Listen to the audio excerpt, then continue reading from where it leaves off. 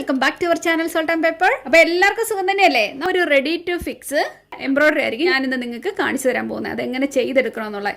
അങ്ങനെ ചെയ്യാൻ വേറൊരു കാര്യങ്ങളുണ്ട് കേട്ടോ. നമ്മൾ അങ്ങനെ ഒരു വർക്ക് ചെയ്തെടുക്കുവാണെങ്കിൽ ഇപ്പം നല്ലൊരു തുണിയിലൊക്കെ ഇട്ടു, ഇപ്പം തുണി കീറിപ്പോയി, അല്ലെങ്കിൽ തുണി ദേഹത്ത് നമ്മൾ വണ്ണം വെച്ചു, ദേഹത്ത് കയറുന്നില്ല, അങ്ങനെയൊക്കെയുള്ള അവസരം വരുമ്പോഴേക്ക് നമ്മൾ ഓർക്കും അയ്യോ ആ വർക്ക് പോകുന്നവർക്ക് നമുക്ക് വിഷമം തോന്നത്തില്ലേ. ഇപ്പം ഇങ്ങനെ ഒരു വർക്ക് നമ്മൾ ചെയ്ത് വെക്കുകയാണെങ്കിൽ ആ തുണി പോയാലും നമുക്ക് ആ വർക്കിനെ ഇങ്ങനെ എടുത്തു മാറ്റാം. ഇപ്പോൾ എക്സ്പെഷ്യലി ഗോൾഡ് കളറിലൊക്കെ ചെയ്യുകയാണെങ്കിൽ നമുക്ക് ഒരുമാതിരിപ്പെട്ട എല്ലാ തുണികളും തന്നെ നമുക്കത് ഫിക്സ് ചെയ്യാൻ പറ്റും. ശരിയല്ലേ?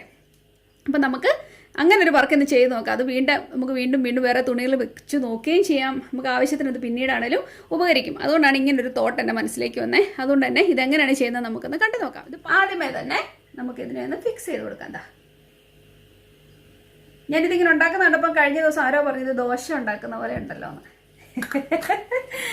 ദോശ പരത്തുന്ന ചിന്തയാണ് ഇത് കണ്ടപ്പോൾ ഒരാൾക്ക് തോന്നിയത്. എന്തായാലും കുഴപ്പമില്ല, എനിക്കും അത് തോന്നാതിരിക്കുന്നില്ല. ശരിക്കും പറഞ്ഞാൽ ശരിക്കും ഒരു മസാല ദോശയൊക്കെ ഉണ്ടാക്കുന്ന ഒരു ഫീലാണ് എനിക്കും തോന്നുന്നത്. മേലെ ഗ്ലൂ ഒന്ന് ചെറുതായിട്ട് തേച്ച് കൊടുത്തിട്ട് നമുക്ക് വീണ്ടും ഇതിനെയും കൂടെ ഒന്ന് ഫിക്സ് ചെയ്ത് കൊടുക്കാം. ഓക്കെ, ഉണങ്ങി കഴിയുമ്പം ഈ എക്സ്ട്രാ വരുന്ന ഗ്ലൂ ഒക്കെ ഡിസപ്പിയർ ആയി പോക്കോളും. നിങ്ങൾ അത് ചെറുതായിട്ട് ഉണങ്ങാൻ അനുവദിക്കുക. അതിനുശേഷം നമ്മൾ ഇതിന്റെ സൈഡിൽ കൂടെ ഇതിനെ ഒന്ന് സാധാരണ സൂചി നൂല് ഉപയോഗിച്ചൊന്ന് തയ്ച്ചു കൊടുക്കുക. അപ്പം നല്ല അനങ്ങാതെ അവിടെ ഇരുന്നോളും. ഓക്കെ, കഴിയുമ്പോൾ നമുക്ക് ഇങ്ങനെ കുറച്ച് വീതം എടുത്ത് ഏടി ഇതിനെ ഒന്ന് ഫിക്സ് ചെയ്യാം.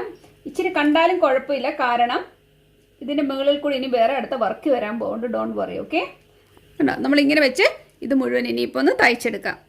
അപ്പം നമ്മൾ ഇതിനെ ഒന്ന് തയ്ച്ചിട്ടുണ്ട്. ഇനി തയ്ച്ചതിന് ശേഷം നമ്മൾ അടുത്ത ചെയ്യാൻ പോകുന്നത് ഇതുപോലത്തെ കുഞ്ഞിരി ബീഡ്സുകൾ കണ്ടോ, ഇങ്ങനത്തെ കുഞ്ഞിരി ഗോൾഡ് ബീഡ്സ് കിട്ടും.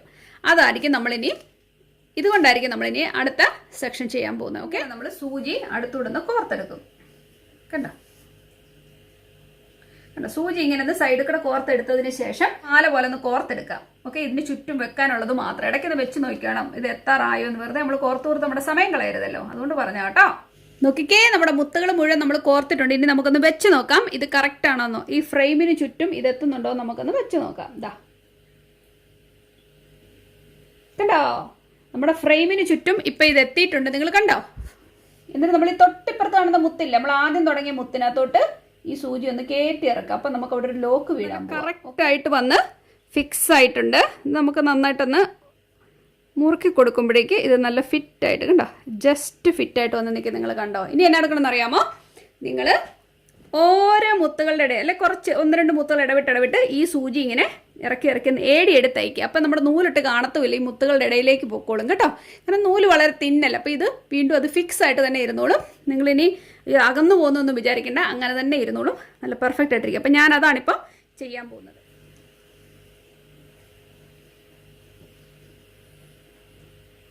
കണ്ടോ, നിങ്ങൾക്കിത് ഫ്രെയിമേ വെച്ചിട്ട് ചെയ്യാം കേട്ടോ, അതായിരിക്കും ഒന്നുകൂടെ എളുപ്പം.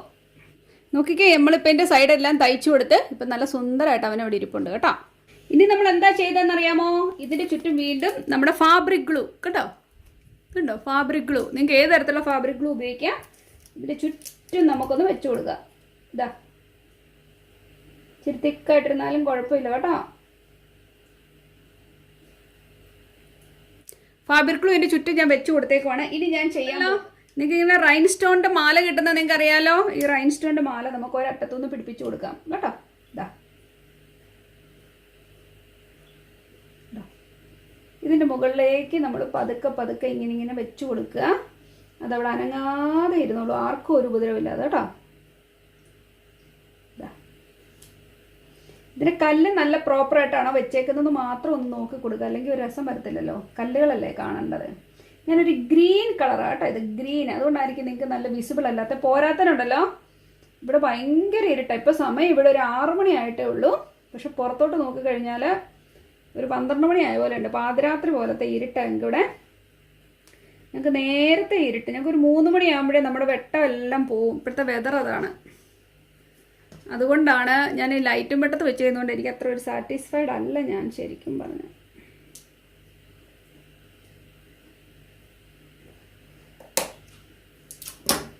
നമുക്ക് ലൈറ്റ് ഇല്ലാത്തതിന് വലിയൊരു പോരായ്മ എനിക്ക് തോന്നുന്നുണ്ട്. നിങ്ങളെ കാണിച്ചു തരുമ്പോൾ നിങ്ങൾക്ക് അത് എത്രമാത്രം ഭംഗിയായിട്ട് കാണാൻ പറ്റുന്നു എന്ന് എനിക്കറിയില്ല കേട്ടോ. അപ്പോൾ ഇതിൻ്റെ പശയെല്ലാം കംപ്ലീറ്റ്ലി ഒന്ന് ഡ്രൈ ആയി കഴിയുമ്പോൾ ഇതിൻ്റെ ആ ഭംഗി നിങ്ങൾക്ക് ആസ്വദിക്കാൻ പറ്റും. അപ്പോൾ നമ്മൾ ആ ഗ്രീൻ പാർട്ട് നമ്മൾ വെച്ച് ഈ കളറിലെ ഒരു ഗോൾഡ് കളറിലെ റൈൻ സ്റ്റോൺ ആയിരിക്കും ഇതിന് ചുറ്റും ഒട്ടിച്ചു കൊടുക്കാൻ പോകുന്ന ഒരു ഗോപിപ്പൊട്ടൊക്കെ പോലെ ഇരിക്കുന്നത് കേട്ടോ. അപ്പോൾ അത് വെച്ചിട്ട് നമുക്കത് ഒട്ടിച്ചു കൊടുക്കാം. ഇതാ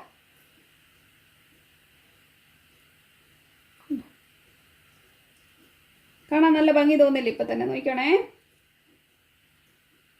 ഈ പശയൊക്കെ പകുതി ഒന്ന് ഉണങ്ങി കഴിയട്ടെ, അപ്പോഴത്തേക്ക് നിങ്ങൾക്ക് എൻ്റെ ഭംഗിയൊക്കെ ഒന്ന് ആസ്വദിക്കാൻ പറ്റും. ഇതാ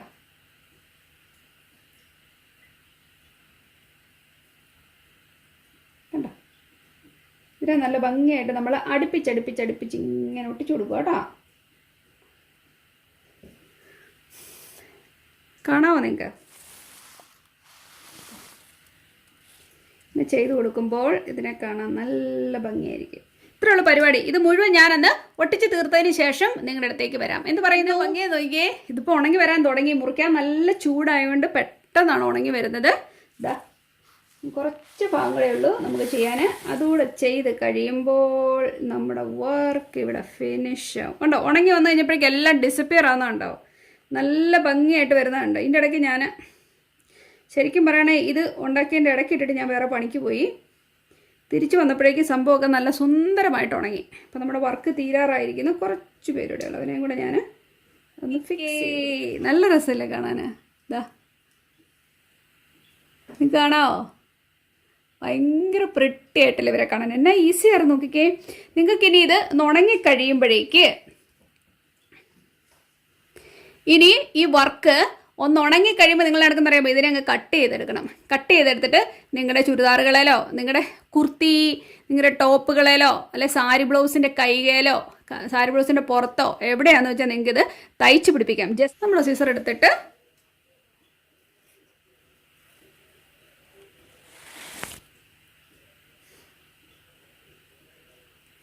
അരികെ ചേർത്ത് നമുക്കത് കട്ട് ചെയ്തെടുക്കാം.